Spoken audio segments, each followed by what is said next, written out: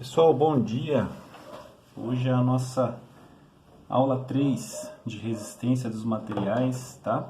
Nós vamos falar hoje sobre o capítulo 4 do livro Ibeler, sétima edição, tá ok? Pessoal, antes, porém, deixa eu só passar uma errata referente à nossa última aula, que foi a aula 2.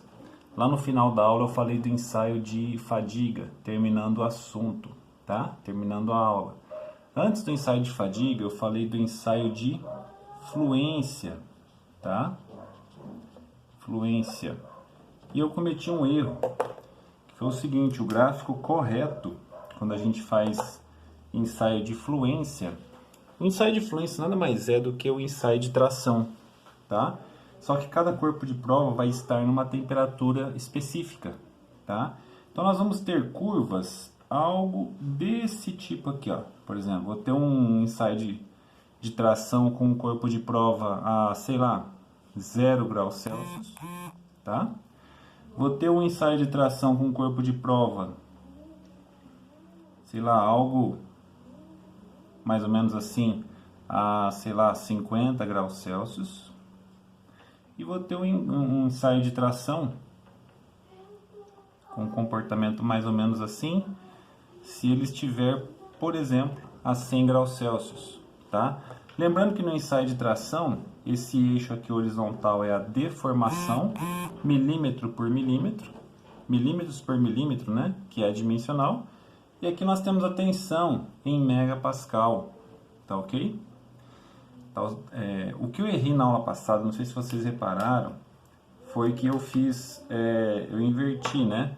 Quanto maior for a temperatura, maior vai ser a deformação antes da ruptura, tá? Ó, quanto maior a temperatura, maior a deformação, ó, 0 graus Celsius, 50 e 100.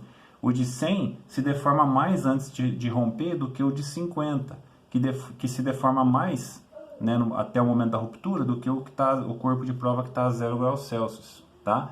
Eu inverti isso aqui, né? Eu fiz os corpos de prova romperem antes aqui, ó, tá? Mas quanto maior a temperatura, né? Ou seja, quanto mais eu desço no gráfico, né? 0, 50, 100 graus Celsius, maior vai ser a deformação que ele absorve antes da ruptura. Tudo bem, pessoal? Legal? Professor, qual é a justificativa para isso? A justificativa é que as temperaturas, quanto maior a temperatura, mais próximo o metal vai estar da temperatura de recristalização, ou seja, a temperatura em que os grãos se reorganizam dentro da microestrutura cristalina do metal, tá ok? Então, quanto mais quente, né, quanto maior a temperatura, maior a energia interna, né, maior a quantidade de energia interna na forma de calor, para permitir os átomos ali, os grãos, se reorganizarem dentro da microestrutura cristalina, tá ok? Tudo bem, pessoal? Então fica aí essa errata aí, essa correção, essa minha correção aí do que eu falei no final da nossa última aula, tá bom? Só essa correção do ensaio de fluência aí, as curvas dele, tá ok? Pessoal, como já apresentado, nós vamos falar hoje do capítulo 4, tá? Pessoal, essa aula de hoje vocês vão ver, ela é mais curta, tá ok? Vamos falar um pouquinho sobre o princípio de Saint-Venant. Vamos colocar aqui. Princípio de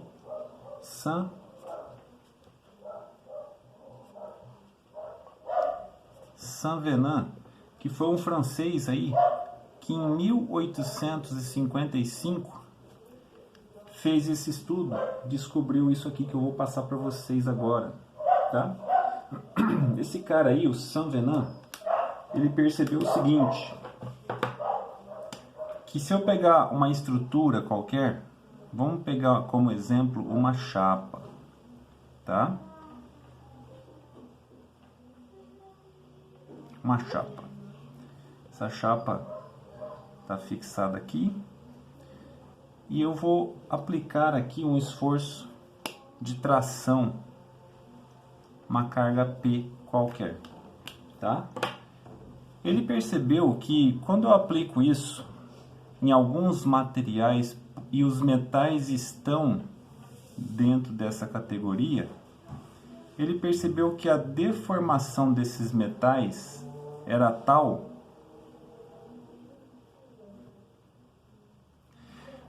que o desenho deformado deste metal, quando exposto a essa carga de interação, ele formava essas linhas, tá? Essas linhas, essas curvas, né? Porque não são retas, tá? E ele percebeu através de experimentos empíricos mesmo, né? Através de, não usando matemática, né? Analítica, mas através de observações reais, tá? Esse cara percebeu, deixa eu fazer de outra cor aqui. Esse cara percebeu que essa distância que o material levava até que a linha ficasse reta de novo aqui, ó, tá? Ou seja, não apresentasse nenhuma deformação aparente, ele percebeu que essa distância era exatamente igual à largura da peça. Não a espessura, mas a largura. Tá? Então, se a peça tivesse 10 centímetros, né, eu poderia aplicar uma carga P aqui, tá? E depois de 10 centímetros, né, para baixo aqui, eu perceberia que a deformação elástica, né, ela se tornou retilínea novamente, tá? Aqui, ó, aqui seria uma reta, tá ok? Professor, esse cara aí ele percebeu isso e o que mais? Na verdade, ele postulou, né, vamos entrar um pouquinho aqui na matemática, eu não quero gastar tempo nisso, mas foi ele que percebeu o seguinte, que a deformação é a variação, né, ou seja, a derivada do deslocamento, vamos chamar esse deslocamento aqui, ao longo de x, tá? No caso aqui de y, tá? Porque ele está na vertical, tá ok? Só que ele também percebeu, a lei de Hooke, né, postulada por Hooke, veio antes dele, e ele já sabia, tá? E o Hooke afirma que toda deformação, ela é proporcional com a tensão. Tensão e deformação são proporcionais. Qual é o coeficiente que interrelaciona tensão e deformação? É o módulo de elasticidade ou módulo de Young, tá ok? Desculpa, pessoal, espirrei aqui. Bom, a gente sabe também que a tensão nada mais é do que a força dividida pela área, tá? Se você não tiver uma força constante, será P de x, e se você não tiver uma seção transversal de área constante, nós teremos também área em função do deslocamento x. Tudo bem?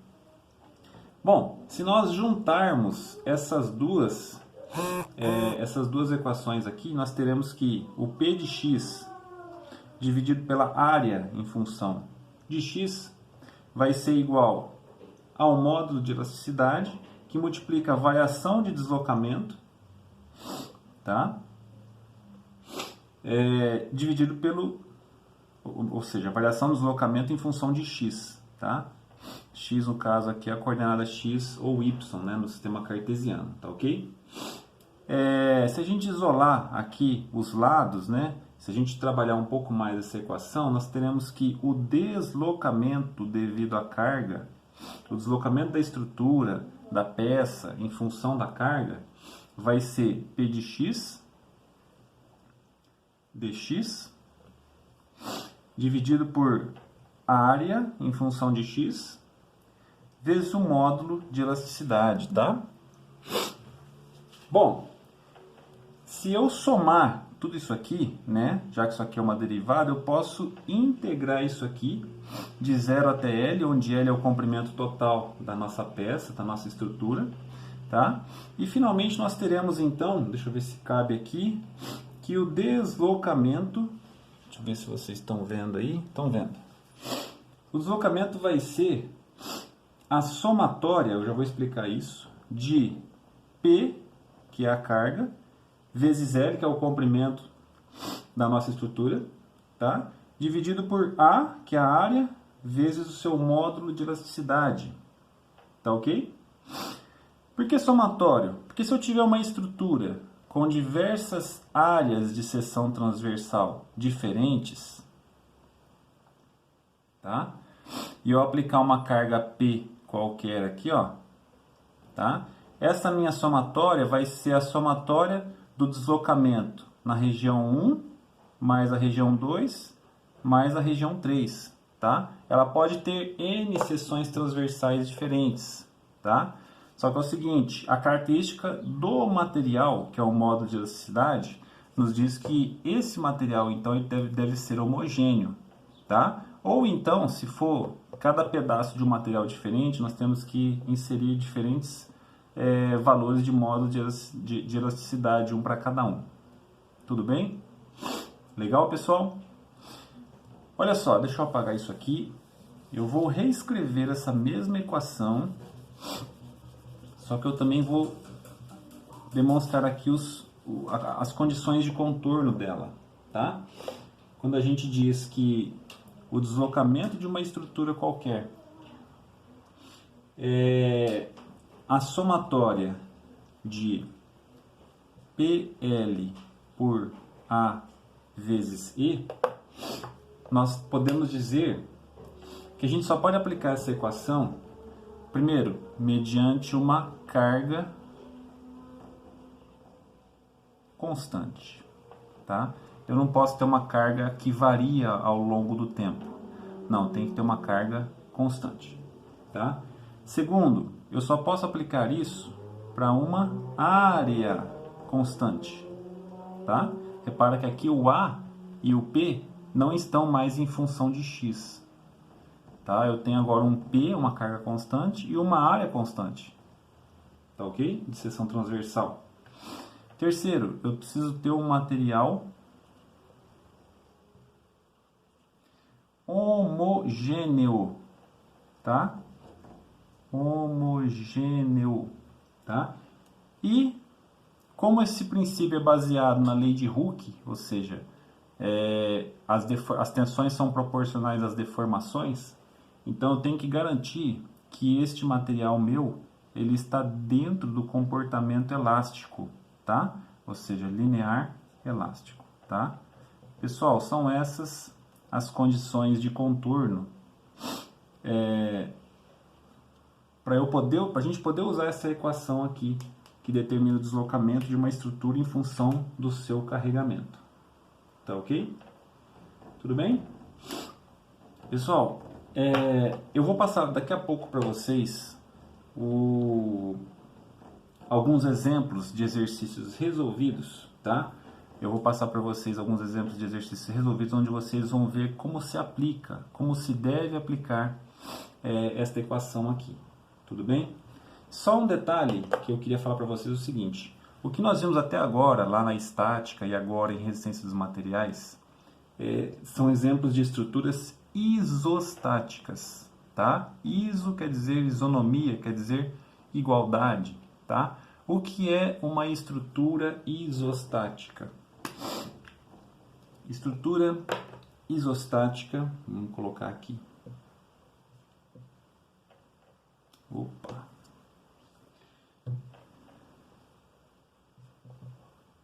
Estrutura isostática. Pessoal, estrutura isostática é toda e qualquer estrutura que na hora que eu calculo, na hora que eu vejo as cargas externas que agem sobre ela e eu equaciono as reações, quando eu desenho um diagrama de corpo livre, tá? Vamos supor uma viga engastada, tá? Quando eu desenho um diagrama de corpo livre, eu tenho várias cargas que agem sobre ela, tá? E essas cargas vão produzir reações no seu apoio, tá? Uma reação horizontal, uma vertical e um momento, tá? Eu vou ter aqui três equações, tá? A equação somatório de forças em x, somatório de forças em y e somatório de momento, em função das várias cargas que agem sobre ela, tá? Posso ter momento aplicado aqui em algum lugar, tá? Enfim, não importa. tá? Independentemente da quantidade de cargas externas que agem sobre ela, todas essas cargas vão produzir reações horizontais, reações verticais e de momento, tá? Ou seja, sempre que eu tiver um caso desse onde o número de equações, vamos colocar aqui, ó, equações, for igual ao número de incógnitas, nós estamos diante de uma estrutura isostática. Iso quer dizer igual, tá? Ou seja, número de equações e o número de incógnitas, se elas forem iguais, tá? Nós estamos diante de uma estrutura isostática. Mas, professor, existe outra condição? Existe, tá? Quando a gente tiver, por exemplo, um número de equações maior do que um número de incógnitas, tá? Sempre que o número de equações for maior do que o número de incógnitas, nós estamos diante de uma estrutura hipostática. Vamos colocar aqui embaixo, estrutura hipostática, tá? Tudo bem? Hipo quer dizer menor, né? Menos, tá? Se um dia você olhar para cima e você perceber que a estrutura é hipostática, sai correndo, ela vai cair, tá? As estruturas hipostáticas não se sustentam, tá ok? Elas vão cair, elas não se equilibram, tá legal? Professor, existe mais uma terceira condição? Existe, são 3 condições, tá? Existe um terceiro caso que é o seguinte: sempre que eu tiver um número de incógnitas maior do que o número de equações, tá? Agora sim, nós estamos diante de um caso de uma estrutura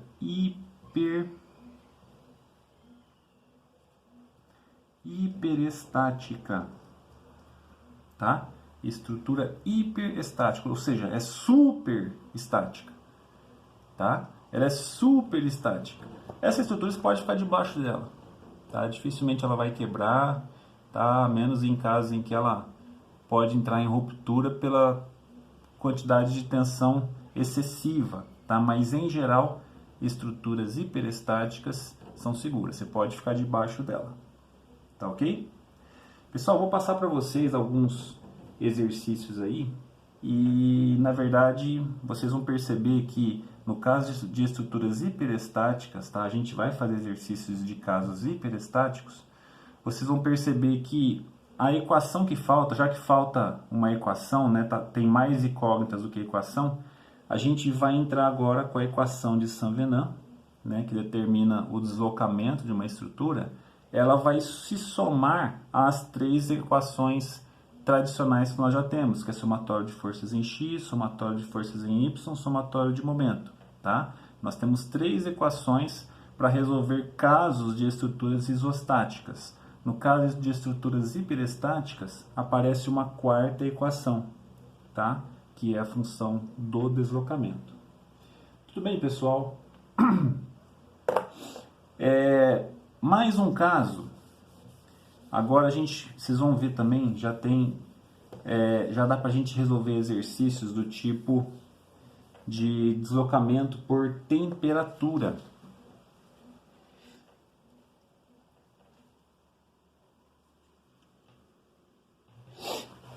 Vamos lá. Pessoal, a gente chama de tensão térmica. O que é tensão térmica? Imagina um caso assim, ó. Eu tenho uma viga duplamente engastada, ou seja, está engastada dos 2 lados, tá? Qual a quantidade de incógnitas que eu tenho aqui? Eu tenho reação em X, tem reação em Y, tá? Tem outra reação em Y aqui.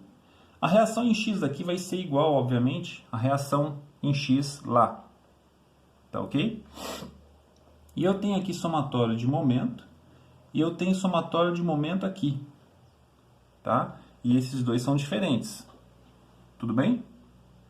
Pessoal, estou dizendo que essa reação em X aqui, ela vai ser igual à reação em X aqui, nesse caso onde eu não tenho carga. Mas se eu começar a colocar cargas externas aqui, aí eu vou ter mais uma reação em X aqui que é diferente da de lá. O momento aqui vai ser diferente do momento lá.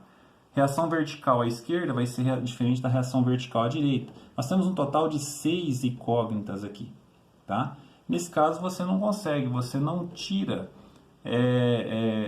você não consegue resolver um caso desse. Esse é um típico caso de estrutura hiperestática, tá? Onde eu tenho um número de incógnitas maior que o número de equações, tá?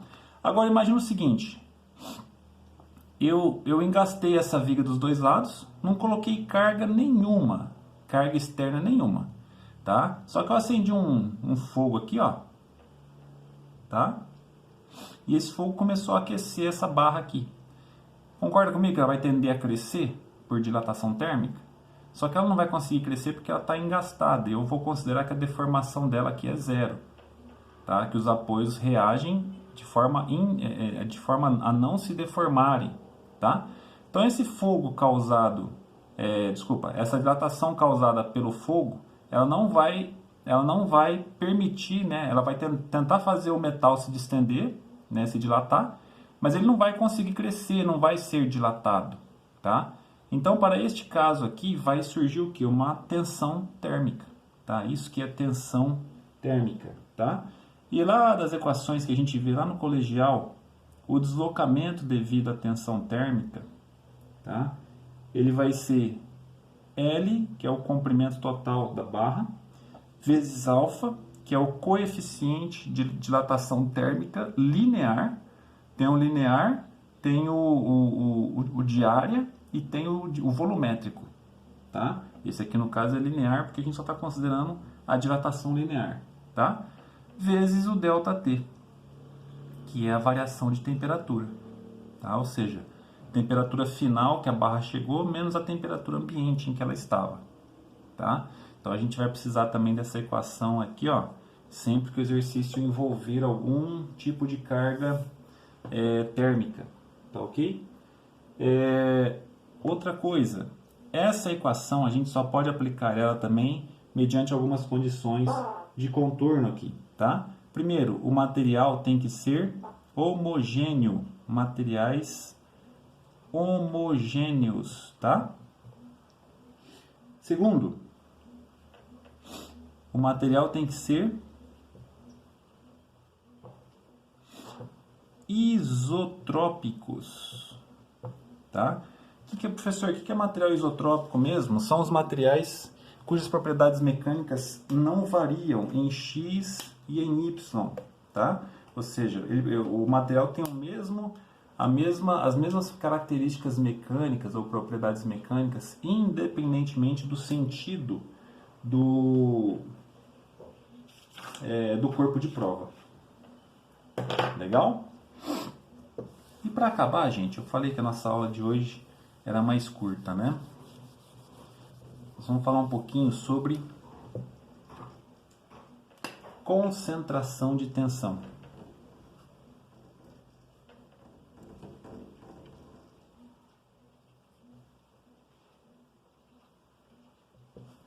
Concentração de tensão. Vou colocar tensões, tá? Concentração de tensões. Pessoal, vou desenhar de novo aqui, ó, um caso assim, ó. Eu tenho uma barra qualquer exposta a um esforço de tração P por ação e reação. Esse P também vai estar do lado de cá. E imagine que eu tenha um furo bem no meio dessa barra aqui, tá? Se vocês perceberem, as linhas de deformação dessa barra serão tais que elas terão esta aparência ou este comportamento aqui, ó, tá? De forma que se eu seccionar aqui, ó, esse corpo de prova, tá? Eu vou ter uma tensão aqui, ó, que é mínima na extremidade e é máxima nos arredores aqui do furo, tá? E esse comportamento é algo mais ou menos assim, ó. Mais ou menos assim. A distribuição de tensão.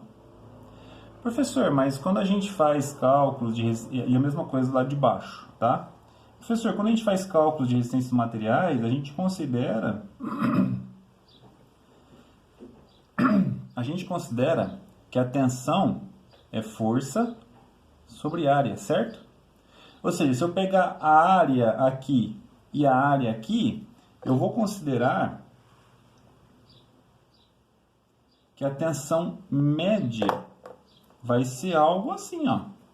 Ou seja, a tensão ela é uniforme, ela tem um comportamento homogêneo, uniforme. Tá? Sim, essa daqui é a tensão que a gente chama de tensão média. E é a tensão que a gente usa para efeitos de cálculos, de engenharia. Tá? Porém, a tensão real não é a tensão média. Tá? O Saint Venant percebeu isso. Tá? Quando ele fazia um ensaio de tração numa barra com algum concentrador de tensões, tá? Um furo é um concentrador de tensões. Um canto vivo é um concentrador de tensões, tá? Canto vivo positivo ou negativo, tá? Calma que vocês já vão ver isso aí. Tem até um gráfico para isso, tá? O fato é que quando a gente dimensiona uma estrutura considerando a tensão média, a gente está subdimensionando a estrutura, porque nós estamos considerando que age uma força tal aqui, sendo que nesse ponto a força que age, ela pode ser até 3 vezes maior, tá? Quem sabe até um pouquinho mais do que 3 vezes maior. Você acha que uma estrutura pode falir se eu errar 3 vezes o valor da força que age sobre ela? Perigoso, né? Tá ok? Legal, professor. Como é que eu faço então para descobrir qual é a tensão máxima que age na minha estrutura? Para eu saber essa tensão máxima, tá?